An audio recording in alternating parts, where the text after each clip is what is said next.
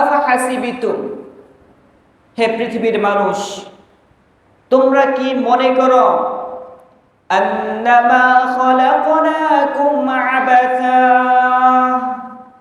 যে আমি আল্লাহ রব্বুল আলামিন তোমাদেরকে সৃষ্টি করেছি আবাসা, অনর্থক, বেহুদা, শুধু শুধু। ওয়া আন্নাকুম ইলাইনা লা তুরজাউন, এবং তোমরা কি এটা মনে করো তোমরা আমার কাছে ফিরে আসবে না? অন্য এক আয়াতের মধ্যে আল্লাহ তাআলা ইরশাদ করেন, আইদা মিতনা ওয়া কুন্না তুরাবান ওয়া ইযামান আইন্না লামাবউসুন আও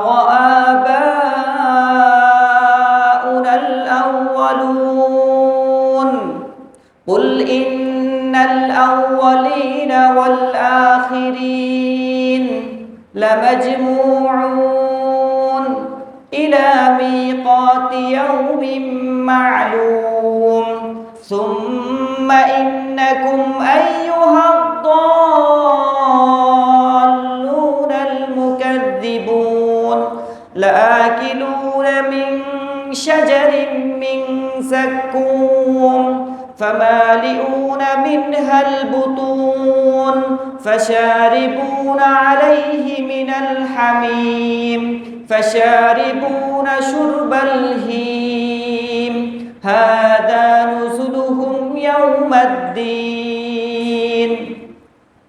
মক্কার মুশরিকরা বিশ্বনবী সাল্লাল্লাহু আলাইহি সাল্লামকে বলতেন, হে মুহাম্মদ, আইদা মিতনা ওয়া কুন্না তুরাবা, আইদা মিতনা, যখন আমরা মারা যাব, ওয়া কুন্না তুরাবা, তখন তো আমরা মাটি হয়ে যাব। আইদা মিতনা ওয়া কুন্না তুরাবা ওয়া ইযামান আইন্না লামাবউসুন, মারা যাবার পর আমাদের চামড়া, আমাদের গোশতগুলো, আমাদের হাড্ডিগুলো সব মাটি হয়ে যাবে, এরপরও কি আল্লাহ তাআলা আমাদেরকে আবার উঠাবেন? আও আবাউনাল আউয়ালুন, হে মুহাম্মদ, আমাদের বাপদাদাদেরকে উঠাবেন? আপনি তো বলেন এই দুনিয়ার পর আরেক দুনিয়া আছে, তো আমরা মাটি হয়ে যাব, এরপর আল্লাহ উঠাবেন? আমাদের পূর্বপুরুষ যারা মারা গেছে তাদেরকে উঠাবেন? সাথে সাথে আল্লাহ রব্বুল আলামিন জিবরাইলকে পাঠিয়ে দিলেন, কোরআনের আয়াত নাযিল করলেন, বললেন বিশ্বনবী আপনি বলে দেন, কুল ইন্নাল আউয়ালিনা ওয়াল আখিরিন লামাজমুউনা ইলা মিকাতি ইয়াউমিন মা'লুম, তোমাদের পূর্ববর্তী পরবর্তী যারাই আছে আল্লাহ রব্বুল আলামিন নির্ধারিত দিন কিয়ামতের মাঠে সবাইকে উপস্থিত করবেন। দুনিয়াটা খামখেয়ালি না, আল্লাহ উঠাবেন, দুনিয়ার জীবনের হিসাব সবার থেকে নেবেন। তোমরা যে মনে করছো দুনিয়ার জীবনই শেষ, না, দুনিয়ার জীবন শেষ না। এমন এক জীবন আছে যে জীবনের শুরু আছে, শেষ নেই। ওই জীবনের প্রস্তুতি নেওয়া, যখন কেউ স্মরণ রাখবে না আপনাকে, সবাই ভুলে যাবে।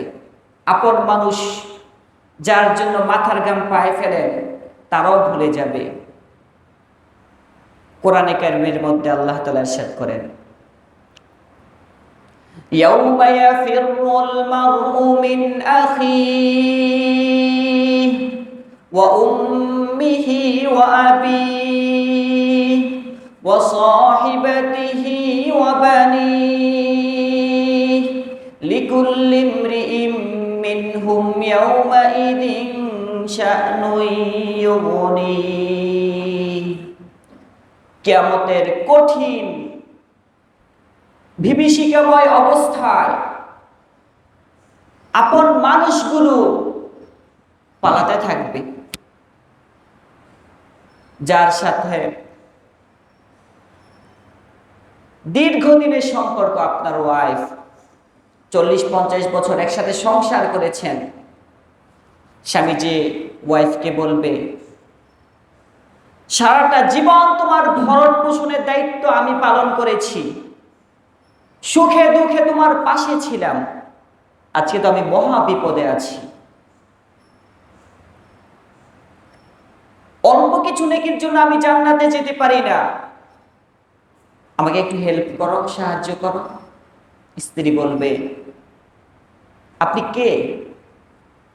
হু আর ইউ? আপনি কে? আপনাকে চিনি না, আমার জীবনে কোনো বিয়েই হয়নি। বন্ধু বন্ধু থেকে পালাবে, ভাই ভাই থেকে পালাবে, কেউ কাউকে স্মরণ রাখবে না। তো ওই দিনের জন্য প্রস্তুত হওয়া। এজন্য শুরুতে যে আয়াত পাঠ করেছে, আল্লাহ আমাদেরকে বলছেন, তোমরা কি মনে করো আমি আল্লাহ তোমাদেরকে অনর্থক সৃষ্টি করেছি? তোমরা আমার কাছে আসবে না? আমার কাছে আশা রাখবে,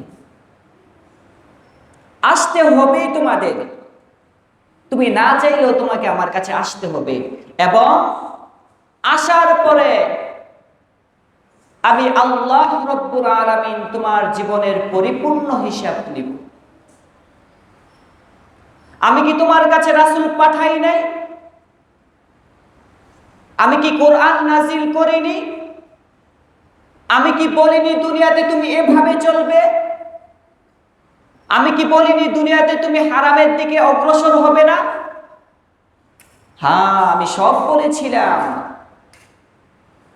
তুমি তোমার মন মতো চলেছ, যা মন চায় তাই করেছ। যেহেতু যা মন চায় তা করেছ, আজকে আমার কাঠগড়ায় তোমার পরিপূর্ণ বিচার করা হবে এবং আমি ইনসাফ করব, ন্যায় বিচার করব।